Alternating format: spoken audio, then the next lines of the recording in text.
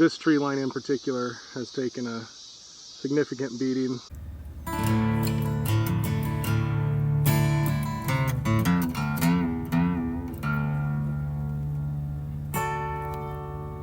Hey, welcome back to the channel. Thanks for taking the time to tune in today.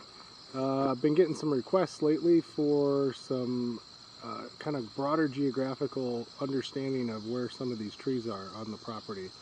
So I thought what I would do in the next couple of videos is maybe do a series of what I call tree tour videos. So I'm going to start on that, and I'm just going to turn the camera on and I'm just going to walk tree lines and show you guys what we've done, what we've tried to accomplish from a kind of master plan perspective over multi-years and what we've attempted to plant on our property here. So I'll just jump right in and start showing you some trees. So this is our driveway here. These trees are service berries. Of course, you've seen me highlight these in previous videos. We planted 28 service berry trees, 14 on each side of the driveway. And so these trees are really easy to grow, really easy to maintain, beautiful trees. And there's a video on that. I did a tree spotlight video on that, so I'd encourage you to check that out.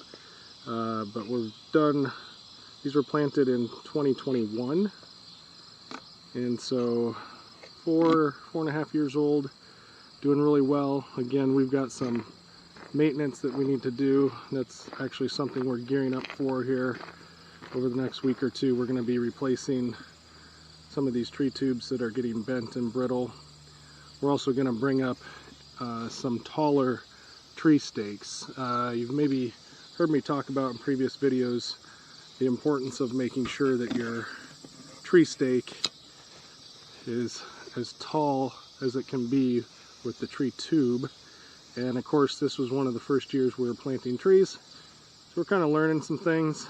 These were some short tree stakes. These were 4-footers, I believe, and these are 5-foot tree tubes. So of course, once the tree starts getting out of the tree tube, it starts causing havoc, it starts causing things to bend over a little bit to get a better perspective on some of these other trees. Right here, where the trees start leading one way and there's not a ton of support for the tree, so they start to fall over. But anyway, that's coming up this weekend. We're going to do some maintenance on these trees.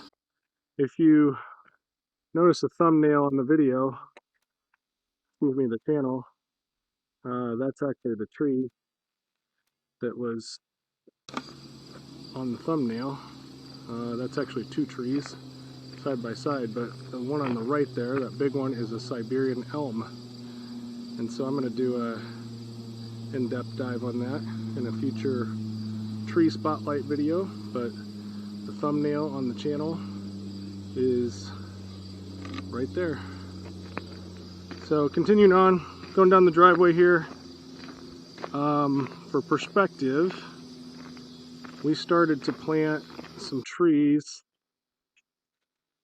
way back over here, and they just kind of go this direction across the other side. So you see those tree tubes over this direction, kind of 12 o'clock there.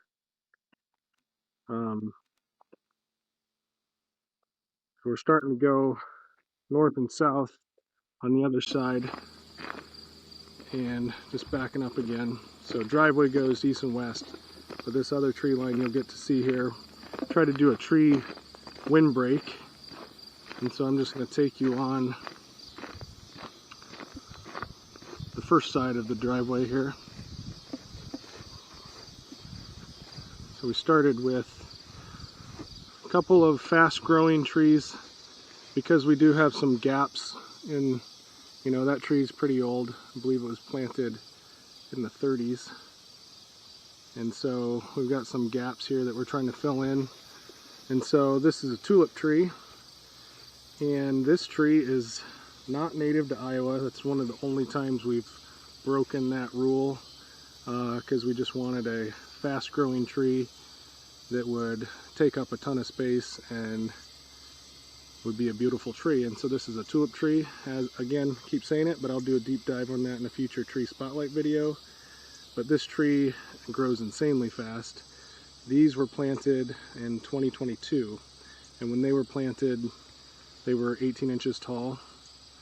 And as you can see, already out of the tree tube, and these are massive leaves. That's one of the things about a tulip tree, is just massive, massive leaves that get really big, and then the flower on the tulip tree actually looks like a tulip. So check out the tulip tree if you're looking for a fast grower that adds a lot of beauty to the landscape.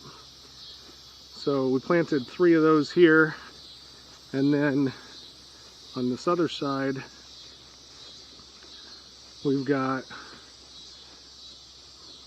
a row of Norway spruces that are just kind of going in through here. So I'll circle back on those. But again, you've heard me talk about in my previous videos, we had that derecho that came through Iowa in 2020, August of 2020. Lots of damage. Anywhere you see openings in the canopy or midway up was due to damage from the derecho, but this tree line in particular has taken a significant beating. So shortly thereafter we started to try to add back to that, and so we planted a row of hackberries right here. So this hackberry tree planted in 2022, and again, fast grower. You can see big gap up there from derecho and derecho damage. Hackberries are one of those trees you've heard me talk about in previous videos where just they take really easily, easy to care for, easy to maintain. Don't really have to replant them. Rarely do we have to replant them. So just awesome trees.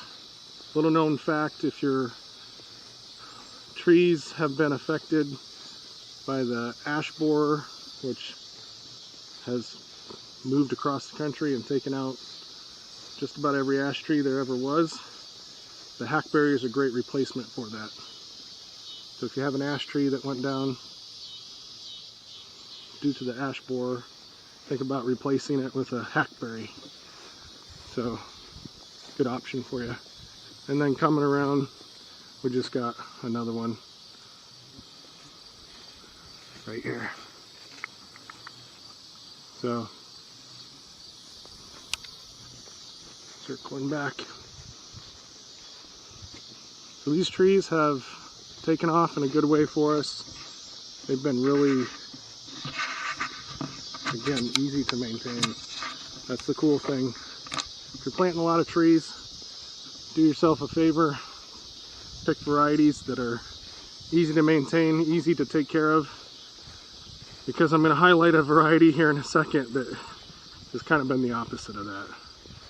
So I mentioned up here this Norway spruce line.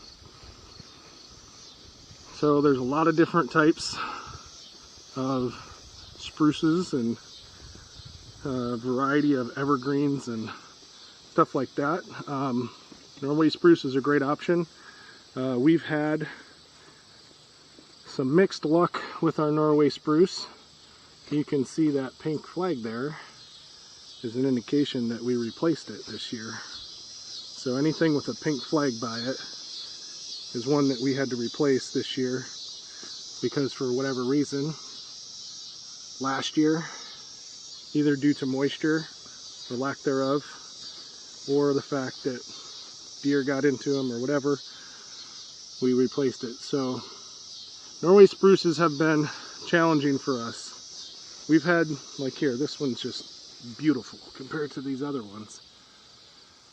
But the Norway spruces we've spent a lot of time with. A lot of energy and effort keeping them alive, keeping them protected, replacing them, unfortunately, when they've not taken. And here's a good example. This one we replaced this year, and yeah, I don't think it's gonna make it.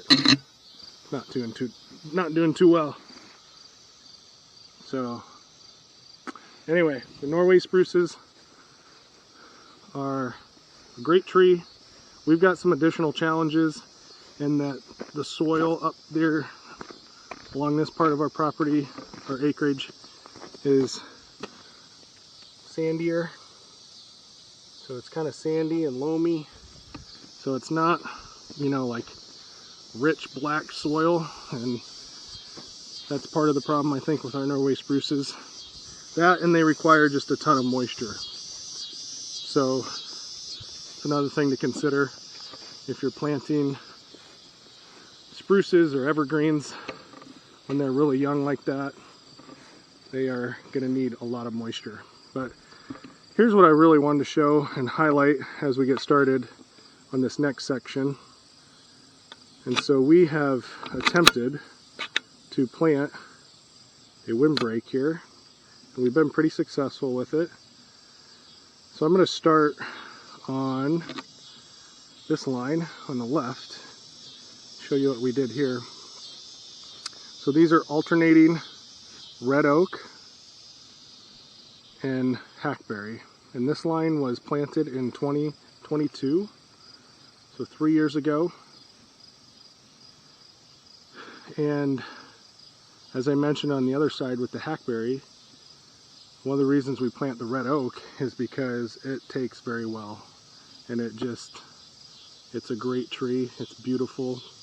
I'm partial to it. It's one of the most beautiful oaks of the family, and it's just super easy to grow. So I don't believe we've had to replace any in this line. Hackberry, red oak. So we've alternated them. You know, you can do tree lines a lot of different ways. You can do a whole row of, say, a red oak, and then do a whole row of hackberry, or you can alternate them in the line like we've done. We decided to alternate the hardwoods in one line, and then have a little space here, and then do the spruces on the other side. So I'll flip around here in a second, but you can kind of see this line has just taken off, and someday it's gonna serve a wonderful purpose. You know, think about doing a windbreak for a number of reasons. Obviously, to slow the wind down. Also, out in the country, helps with dust control, helps with soil, maintaining soil, preventing the erosion. Obviously, it's great habitat for bird and small game, but a lot of benefits to it out in the country here. Privacy, the list goes on. But you can see these, again, when we planted these, all the trees we plant, doesn't really matter where they are, what type of variety we get, they're between 12 and 18 inches tall when we plant them. They're either 1, 2, or 3 year old seedlings or saplings or whatever. And so you see we've got 3 years of growth on these trees, and just doing fantastic. Here's another one. Probably planted it too close to that dying tree, which will need to be removed. But that's why I think I did that there, because I'm going to get this out of there so this red oak can flourish. But coming back along the other side here, so we've got a strip of just tall grass. I just let it grow. Somebody's like, well, you mow either side of your tree lines, why don't you just cut that grass down in the middle? And it's like, well, good habitat for pheasant and quail? I don't know. Why not leave it? So, again, anyone that has a pink flag on it is one that we've replaced this year. And at some point or another, we've replaced most of these Norway spruce in this line. So if it's 3 years old, we either replaced it again in the fall that first year, or the second year, or this last year, or, you know, multiple times in between. So we've had mixed luck with them. We know we got to keep them protected. We have got to keep the deer off of them. That's the purpose of these 48-inch chicken wire enclosures that we made for these trees. Because if you don't have these protected in particular, the deer just destroy them. They don't have a chance. When they start shedding their antlers, the bucks start rubbing them down and just going crazy on them. So they're beautiful trees, don't get me wrong. I love the way they look. That's why we chose to plant them. They serve a great purpose. They get really large, you know, 50 to 60 feet tall. But you got to get them there. That's the challenge. So you got to get them through the first few years. Look, this is one that, you know, got sort of mauled by a deer at one point, and I wanted to replace it, and I lost that argument because I was like, well, we're replacing them, why not just replace it? But I don't know, there might be hope. There's some growth coming on it, so we'll see what happens. Fortunately, we've had a really wet year, so that makes a big difference. You know, that's one of the things that helps out a lot, because then we're not spending a ton of time watering trees. So we've had to actually do probably the fewest number of times watering so far this year that we've ever had to do. And right now we're in the middle of August. So one thing I wanted to highlight here is just this past weekend, we took all of these cages off of these Norway spruce trees. So we pulled them out, and what we do with these is we either have one or two of these fiberglass poles on this chicken wire. Again, this is 4 feet tall. Keep the deer from reaching down and getting into them. And then we put these metal stakes on there, right here. So those are 6-inch metal stakes. We put 4 or 5 of them along the base. So you gotta pull out 4 or 5 of those metal stakes and pull these enclosures off. And then what I do is I go around it really well with the mower. This is sometimes as tall as this stuff in there. And so it's a pretty labor intensive process, but it sure looks nice when it's done. And it also then, you know, keeps the weeds and the grass off of the tree, so that you don't have a lot of competition and, you know, weeds sucking up the moisture that the tree should be getting, and weeds not allowing the sun to hit the tree, because again, sometimes those weeds get up pretty tall. Especially, I think that was only the first time we've done that this year, other than first thing in the spring. Usually we do it a time in between, but life happens and you don't always get that opportunity. So,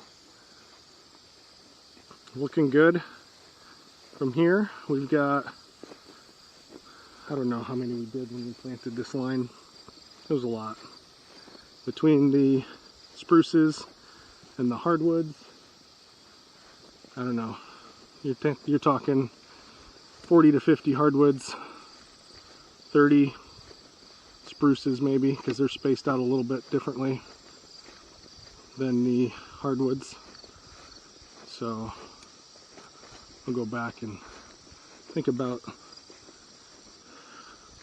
how many there actually are. Maybe get a final number. But with that, let's do a quick trivia question before we head into the second line here. What percentage of the Iowa landscape is comprised of trees and forest lands? Is it 26%, 19%, 12%, or 8%? No. Don't ask Dr. Google. You can do this. 26%, 19%, 12%, or 8%. If you chose 8%, you're right on the money. Obviously, Iowa is an ag state. We're not known for having huge forests or lots of trees in the countryside or in the landscape, but we're hoping to change that. We've planted over 500 trees on our Iowa acreage, and our goal is to plant 1,000 trees by 2030. So join us, get involved in tree conservation, help us with tree conservation, with tree education by subscribing to the channel and sharing the channel with your friends and family. And together, we'll make a big impact in changing that number and hopefully getting that percentage up a little higher as time goes on. So thanks for watching, and we'll see you next time.